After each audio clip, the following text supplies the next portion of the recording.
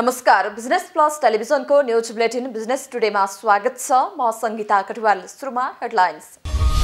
Corona असरका कारण बजार मूल्य आकाशिँदा जनताको क्रय शक्ति ह्रासोन्मुख। अर्थतन्त्रले बेहोर्नु परेको क्षति न्यूनीकरणका लागि सरकारले आवश्यक कदम चाल्नुपर्ने अहिलेको अवस्था।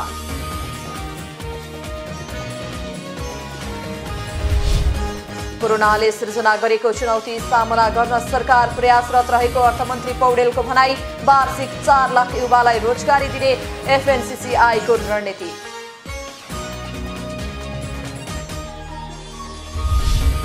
कालीमाटी फलफूल तथा तरकारी बजारमा पछिल्लो समय तरकारी आपूर्ति बढ्दै। विगत 1 सातादेखि तरकारी तथा फलफूल आपूर्ति प्रणालीमा बिस्तारै सुधार आउँदै।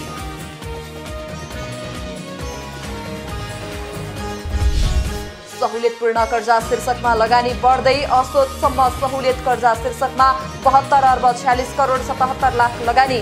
सबैभन्दा बढी कृषिमा 84.43% कर्जा प्रवाह।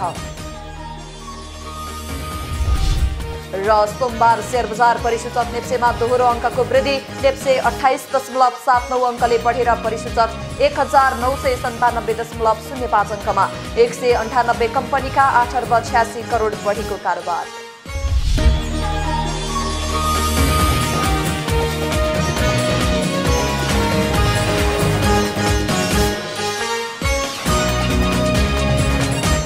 बिजनेस टुडेको सुरुमा कोरोना र अर्थतन्त्र सम्बन्धी न्यूज। कोभिड-19 को महामारीबाट आज विश्व अर्थतन्त्र नै चरमराइरहेका बेला सानो अर्थतन्त्र भएको मुलुक नेपाल यसबाट अछुतो रहने कुरै छैन। कोभिडकै कारण यति बेला अर्थतन्त्रसँग सम्बन्धित सबै क्षेत्रहरू प्रभावित बन्न पुगेका छन्।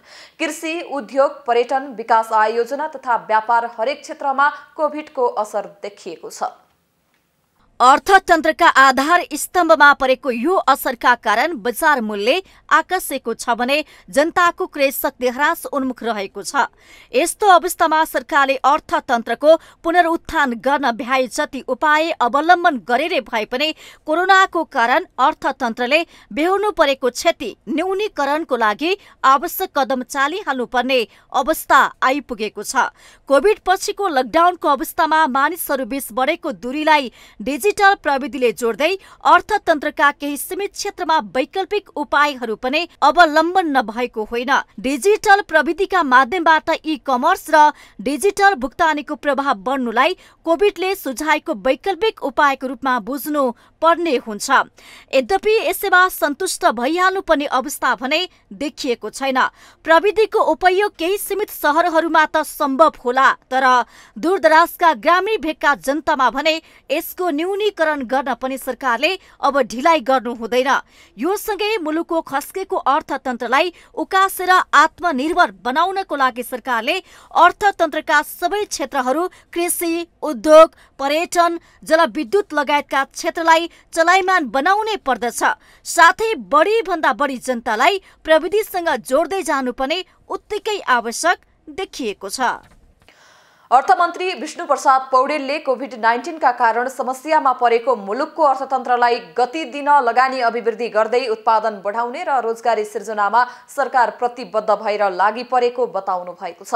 नेपाल आर्थिक पत्रकार समाज सेजनको 23औं वार्षिक उत्सव तथा 22औं वार्षिक साधारण सभामा आयोजित कार्यक्रममा अर्थमन्त्री पौडेलले सरकार मात्रैले कोभिडले सिर्जना गरेको चुनौतीलाई सामना गर्न नसक्ने भएकाले निजी क्षेत्रको बलियो साथ र सहयोग जरुरी रहेको बताउनुभयो। सरकारको सामर्थ्यका आधारमा मुलुकका सामु देखिएको चुनौतीलाई चिरेर अगाडि जान सकिने उहाँको भनाइ थियो। हामी सरकार, निजी क्षेत्र,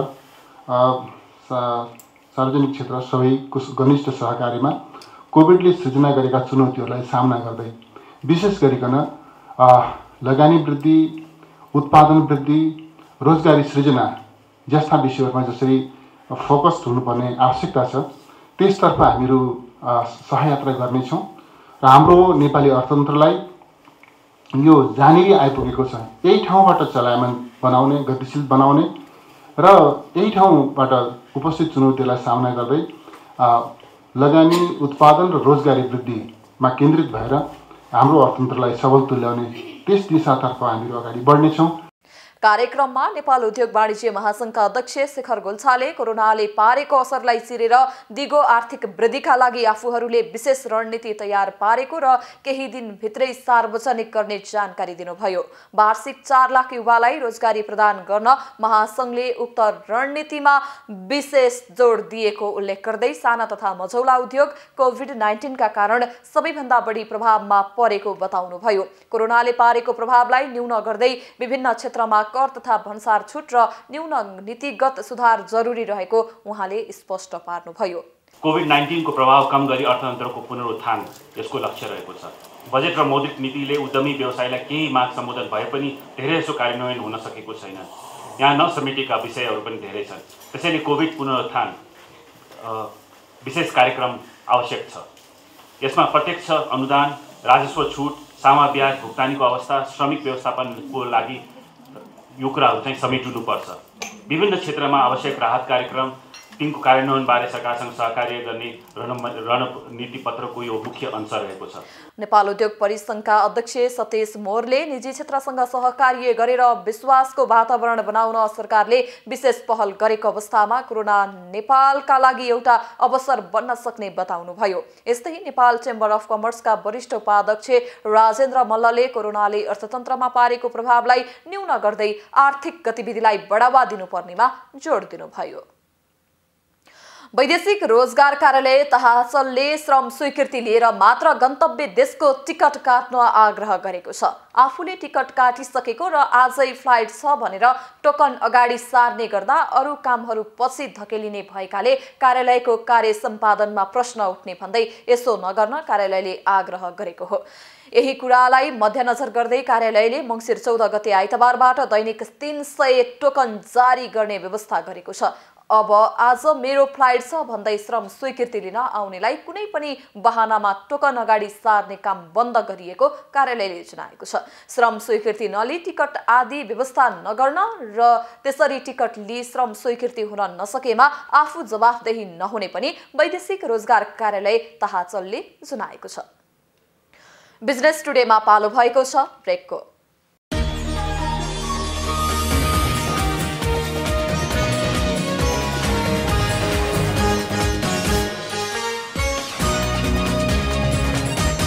बिजनेस टुडेमा पुनः स्वागत छ। अब बाँकी समाचार। कालीमाटी फलफूल तथा तरकारी बजारमा पछिल्लो समय तरकारी आपूर्ति बढ्न थालेको छ। बन्दाबन्दी सुरु भएदेखि नै घटेको तरकारीको आपूर्ति बन्दाबन्दी खुलेको लामो समय बितिसक्दा समेत पनि बढ्न सकेको थिएन। तर विगत 1 सातादेखि आपूर्ति प्रणालीमा बिस्तारै सुधार आउन थालेको छ। कालीमाटी फलफूल तथा तरकारी बजार विकास समितिको तथ्याङ्क अनुसार बन्दाबन्दी सुरु भएपछि कालीमाटीमा दैनिक 300 देखि 400 टन मात्र तरकारी भित्रिने गरेको थियो। गत सोमबारदेखि आपूर्तिमा सुधार भएको छ। समितिका अनुसार गत मङ्सिर 8 गते 600, 9 गते 659, 10 गते 600, 11 गते 600, 12 गते 500, 13 गते 633 टन तरकारी तथा फलफूल भित्रिएको छ। सामान्य अवस्थामा कालीमाटीमा दैनिक 7 देखि 800 टनसम्म तरकारी र फलफूल भित्रिने गरेको समितिको तथ्याङ्क छ। गत कार्तिक 8 गते कालीमाटीमा जम्मा 296 टन तरकारी भित्रिएको थियो। विकास समितिले तिहारपछि तरकारी तथा फलफूलको आपूर्तिमा सुधार हुँदै गएको छ। तिहारपछि कालीमाटीमा काउली, गोलभेडा, आलु लगायतका तरकारी भित्रिने क्रम बढेको छ। बन्दाबन्दीको समयमा काठमाडौँ छाडेर बाहिर गएका मानिस तिहार र छठ सके लगतै काठमाडौँ प्रवेश गर्ने डर परेकाले आफूहरूले पनि तरकारीको आपूर्ति बढाएको व्यवसायीले बताएका छन्। तिहारपछि तरकारीको खपत बढेसँगै आपूर्ति पनि बढाइएको छ। बन्दाबन्दीका कारण लामो समयसम्म होटल, रेस्टुरा, स्कुल, कलेज तथा होस्टेलहरू बन्द हुँदा तरकारी खपत घटेको थियो।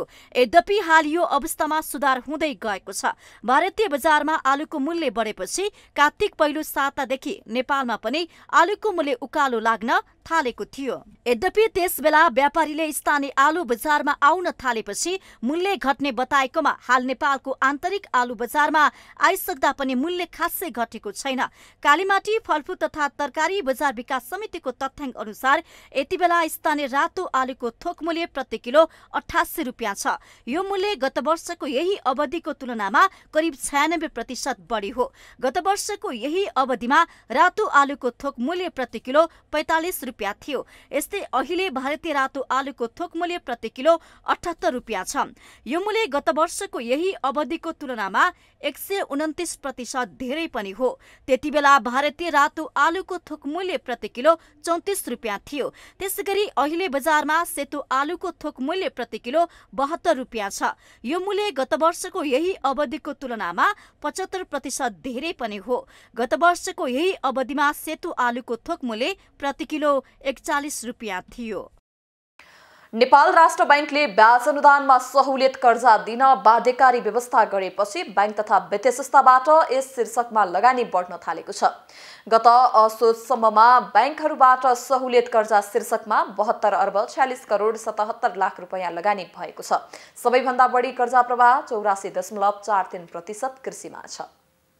भदौ महिनामा बैंक तथा वित्तीय संस्थाको सहुलियतपूर्ण कर्जा लगानी 64 अर्ब 95 करोड 46 लाख थियो। राष्ट्र बैंकको तथ्याङ्क अनुसार एक महिनाको अन्तरमा लगानीमा रहेको सहुलियतपूर्ण कर्जा 7 अर्ब 51 करोड 31 लाखले बढेको छ। गत असोजसम्ममा बैंकहरूबाट सहुलियत कर्जा शीर्षकमा 72 अर्ब 46 करोड 77 लाख रुपियाँ लगानी भएको छ। गत वर्षको चैतपछिका केही महिना भने बन्दाबन्दी तथा निषेधाज्ञाले गर्दा यस्तो कर्जा प्रभावित बनेको बैंकरहरूले बताउँदै आएका थिए। नेपाल राष्ट्र बैंक अनुसार वाणिज्य बैंक, विकास बैंक र वित्त कम्पनीहरू असोजसम्ममा प्रवाह गरेको 72 अर्ब रुपियाँ बराबरको कर्जा बक्यौता मध्ये सबैभन्दा बढी अंश अर्थात् कुल मध्ये 84.43% कृषिमा छ। राष्ट्र बैंकको तथ्याङ्कले कुल सहुलियतपूर्ण कर्जा मध्ये 27,369 जनाको 61 अर्ब 25 करोड 5 लाख रुपियाँको व्यवसाय कृषि तथा पशुपक्षी व्यवसाय शीर्षकमा बक्यौता रकम देखाएको छ। यस अनुसार कुल सहुलियत कर्जाको बढी अंश कृषिमा केन्द्रित रहेको छ। बैंक तथा वित्तीय संस्थाले 1 अर्ब 6 करोड 36 लाख रुपियाँ बराबरको कर्जा बिना धितो प्रवाह गरेको बताएका छन्। बाँकी 60 अर्ब 18 करोड 68 लाख बराबरको कर्जा धितोमा प्रवाह गरेको राष्ट्र बैंकको तथ्याङ्कमा उल्लेख छ। ब्याज अनुदानमा सहुलियतपूर्ण कर्जा व्यवसाय कृषि तथा पशुपक्षी व्यवसायको लागि प्रति व्यक्ति 5 करोडसम्म 5% ब्याज अनुदान पाउन सकिन्छ। साथै यसभन्दा बढीको कर्जा 2% ब्याज अनुदान दिने व्यवस्था छ।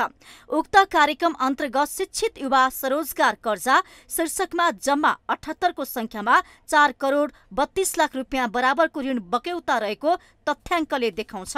विदेशबाट फर्केका युवा परियोजना कर्जा शीर्षकमा 362 को संख्यामा 25 करोड 52 लाखको ऋण बक्यौता रहेको छ। व्यावसायिक योजना राम्रो भएकालाई मात्र बैंकहरूले यस्तो कर्जा प्रवाह गर्दै आएका छन्। शिक्षित युवा स्वरोजगार कर्जा 7 लाखसम्म, विदेशबाट फर्केका युवा परियोजना कर्जा 10 लाखसम्म लिन पाइने व्यवस्था छ। यसैगरी महिला उद्यमशीलता कर्जा अन्तर्गत 12,893 को संख्यामा यस्तो ऋण उपयोग गरेका छन्। सो संख्याको ऋणीले हालसम्म 9 अर्ब 66 करोड 4 लाख रुपियाँ बराबरको ऋण लिएको देखिन्छ। दलीय समुदाय व्यवसाय विकास कर्जा अन्तर्गत 483 को संख्यामा 26 करोड 81 लाख रुपियाँ प्रवाह भएको छ। यसैगरी उच्च र प्राविधिक तथा व्यावसायिक शिक्षा कर्जा अन्तर्गत हालसम्म 84 को संख्यामा 3 करोड 31 लाख रुपियाँ कर्जा बक्यौता रहेको छ। भूकम्प पीडितहरूको निजी आवास निर्माण कर्जा 225 को संख्यामा 5 करोड 53 लाख रुपियाँ बराबर लगानीमा रहेको राष्ट्र बैंकले बताएको छ। यस बाहेक सिटिभिटीबाट अनुमति लिएका संस्थाबाट तालिम लिन र युवा स्वरोजगार शीर्षकमा भने यस अवधिसम्म कर्जा प्रवाह भएको छैन। सहुलियतपूर्ण कर्जा कार्यक्रम अन्तर्गत बैंकले आफ्नो आधार दरमा 2% थपेर ब्याज निर्धारण गर्दछन्। त्यसमा सरकारले महिला उद्यमशीलता कर्जामा 6% र अन्य सबै कर्जामा 5% ब्याज अनुदान दिन्छ। त्यसपछि ऋणीले सरकारबाट प्राप्त अनुदान कट्टी गरेर बाँकी ब्याज तिर्नुपर्छ। नेपाल राष्ट्र बैंकले विक्रमसम्म 2075 असोजबाट सहुलियत ब्याजमा कर्जा सुविधाको व्यवस्था प्रवाह सुरु गरेको थियो। मन्त्री परिषदले गत असोज 8 गते कार्यविधि संशोधन गर्दै यसअघिको 9 शीर्षकमा एउटा शीर्षक थपेर 10 वटा क्षेत्रको व्यवस्था गरेको थियो। राष्ट्र बैंकले गत असोज 27 गते सहुलियतपूर्ण कर्जाको लागि ब्याज अनुदान सम्बन्धी एकीकृत कार्यविधि 2075 को तेस्रो संशोधन 2077 जारी गर्दै कार्यान्वयनमा ल्याउन निर्देशन दिएको थियो। बिजनेस टुडेमा पालो भएको छ ब्रेकको।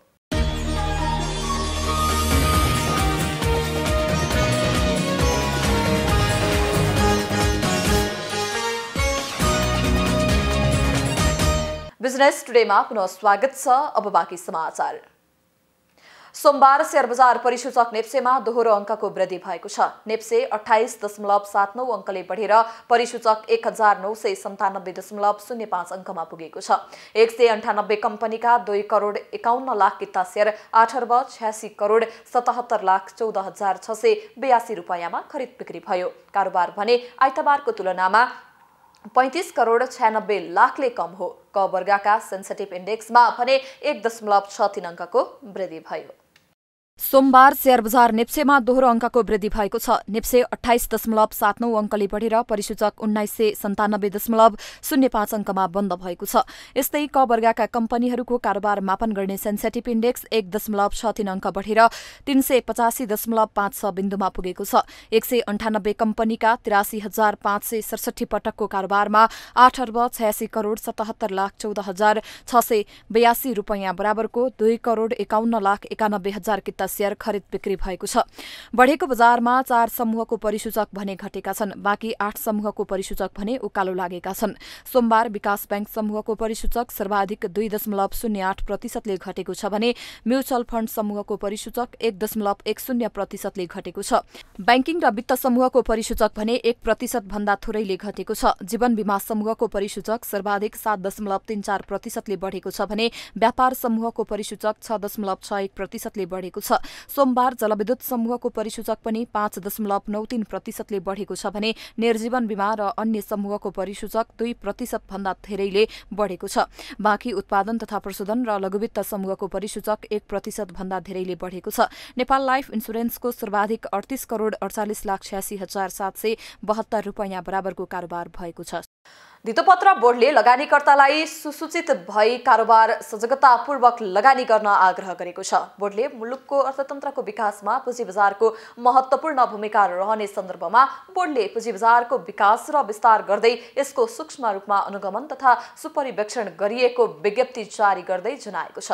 बोर्डबाट गरिएका धितोपत्र बजार विकास तथा सुधारका कार्यहरूबाट धितोपत्रको प्राथमिक बजारमा 8 लाख भन्दा बढी लगानीकर्ता डिम्याट खाताको संख्या 21,80,000 रहेको तथा नेप्सेको अनलाइन कारोबार प्रणालीबाट 85% भन्दा बढी कारोबार हुने गरेकाले नेपालको धितोपत्र बजारमा पछिल्लो समय लगानीकर्ताको सहभागितामा उल्लेख्य वृद्धि भएको छ। पछिल्ला केही दिनमा दोस्रो बजारमा कारोबार रकम र नेप्से सूचक हालसम्मको उच्च अङ्कमा रहन गएको छ।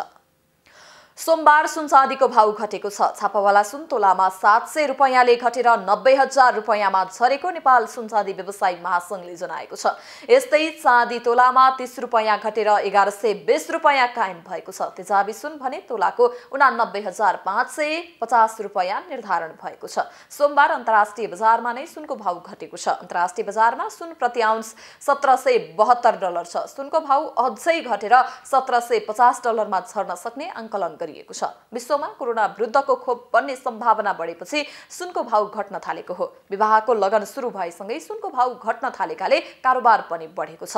कोरोना महामारीसँगै भाउ बढ्दा सुनको कारोबार झण्डै शून्यमा झरेको थियो। तर अहिले कारोबार बढेर दैनिक माग 15 देखि 20 किलो पुगेको महासंघले जनाएको छ। तर अहिलेको माग गत मङ्सिरको भन्दा कम हो। गत वर्ष यही बेला दैनिक कारोबार 30 देखि 35 किलोको हाराहारीमा भएको थियो। नेपाल निर्माण व्यवसायी महासंघले निर्माण सामग्रीहरूमा एकतर्फी रूपमा कार्टेलिङ गरी अत्याधिक रूपले मूल्य वृद्धि गरिएको तर्फ आफ्नो गम्भीर ध्यानाकर्षण भएको जनाएको छ। फलामजन्य निर्माण सामग्रीहरू विभिन्न साइजका डन्डी, पाता, पत्ती, जीआई तार, ग्याभिन तार उत्पादक कम्पनीहरूले र नदीजन्य निर्माण सामग्री ढुङ्गा, बालुवा, गिट्टीमा विभिन्न व्यवसायीहरूले अत्याधिक मूल्य वृद्धि गरेको महासंघले जनाएको छ। फलामजन्य निर्माण सामग्री उत्पादक कम्पनीहरूले अन्तर्राष्ट्रिय मुद्रा डलरको दरमा र फलाम ब्लेडको मूल्य थोरै मात्रामा बढेको अवस्थामा पनि अनुपात भन्दा अत्याधिक रूपले मूल्य वृद्धि गरी मिलो मत्तो गरेको देखिएको महासंघले जारी गरेको विज्ञप्तिमा उल्लेख छ। अहिलेको मूल्य वृद्धि कुनै पनि दृष्टिकोणबाट व्यावहारिक तथा वैज्ञानिक नदेखिएको महासंघले जनाएको छ। त्यसैगरी देशको कुनै पनि स्थानबाट नदीजन्य सामग्रीको उत्खनन र बिक्री वितरण गर्न नपाइने गृह मन्त्रालयको हालैको निर्णयप्रति पनि महासंघले असन्तुष्ट जनाएको छ। सल्यानलाई प्रदेश राजधानी सुर्खेत जोड्ने खलङ्गा कुपुण्डे ताल बालुवा संग्रही सडकको स्तरोन्नति सहित कालोपत्रेको काम सुरु भएको छ। सडकको ट्र्याक खोलेको झण्डै 3 दशकपछि सडकको नाली सहित चौडा र कालोपत्रे गर्न सुरु गरिएको हो। बहुदल प्राप्तिभन्दा अगाडि मरिचमानको पालामा सल्यानको बालुवा संग्रही कुपिण्डे ताल जयतपानी खलङ्गा सडकको शिलान्यास गरिएको थियो। सल्यानको बालुवा संग्रहीदेखि कुपिण्डे ताल हुँदै सदरमुकाम खलङ्गासम्मको 32 किलोमिटर सडकलाई कालोपत्रे गर्न लागि हो। तर लोकतान्त्रिक आन्दोलनपछि मात्रै यो सडकको ट्र्याक खोलिएको र संहितापछि यसको स्तरोन्नति हुन लागेको वनगाड कुपिण्डे नगरपालिकाले जनाएको छ। बहुदल प्राप्तिभन्दा अगाडि पञ्चायत कालमा मरिचमानकै पालादेखि चाहिँ शिलान्यास गरिएको बाटो सुरु गरिएको बाटो बहुदल प्राप्त भइसके पनि दोस्रो आन्दोलनबाट मुलुक लोकतान्त्रिक गणतन्त्रमा प्रवेश गरिसकेपछि बल्ल यो बाटो ट्र्याक ओपन भएर नेपालमा शान्ति सुरुवात हुँदा बालुवा संग्रहीका नागरिक कुन ठाउँका हुन् भन्ने समेत थाहा थिएन। नागरिकहरूले नागरिकता बनाउन पनि बाँकेको कोहलपुर दाङ हुँदै सल्यानको सदरमुकाम आउनुपर्ने बाध्यता थियो। नागरिकता बनाउनु पर्यो भने तन्नेरी मान्छे त हिँडेर जाने भए बुढापाकाहरूलाई नेपाल कोहलपुर घुमाएर ल्याउनु पर्ने बाध्यतामूलक अवस्था र यो कुन प्रदेशमा पर्छ कुन ठाउँमा पर्छ यो ठाउँ भन्ने कुरा सायद कसैलाई जानकारी नहुने अवस्था।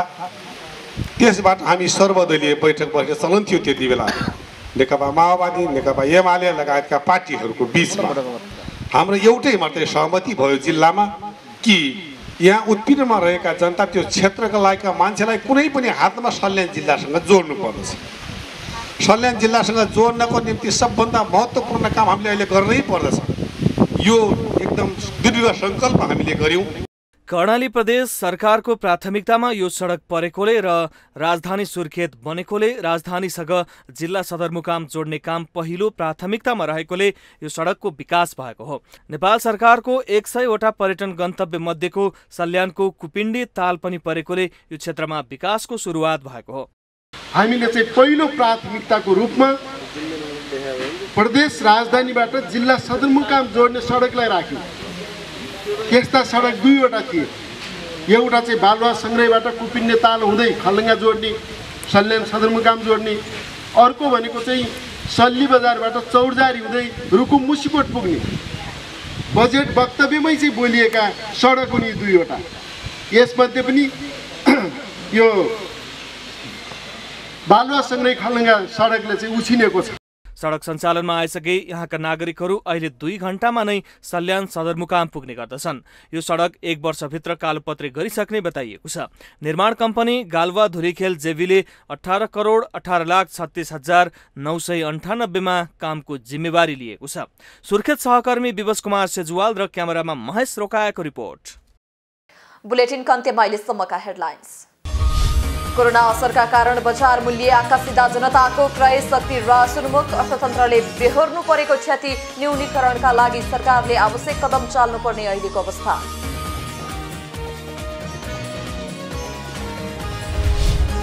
कोरोनाले सिर्जना गरेको चुनौती सामना गर्न सरकार प्रयासरत रहेको अर्थमन्त्री पौडेलको भनाई। वार्षिक 4 लाख युवालाई रोजगारी दिने FNCCI को रणनीति।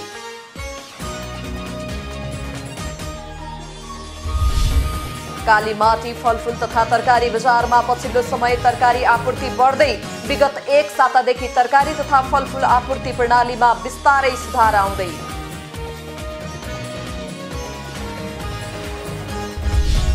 सहुलियतपूर्ण कर्जा शीर्षकमा लगानी बढ्दै। असोजसम्म सहुलियत कर्जा शीर्षकमा 72,46,77 लाख लगानी। सबैभन्दा बढी कृषिमा 84.43% कर्जा प्रवाह। र सोमबार शेयर बजार परिसूचक नेप्सेमा दोहोरो अङ्कको वृद्धि। नेप्से 28.79 अङ्कले बढेर परिसूचक 1997.05 अङ्कमा। 198 कम्पनीका 8 अर्ब 86 करोड बढीको कारोबार।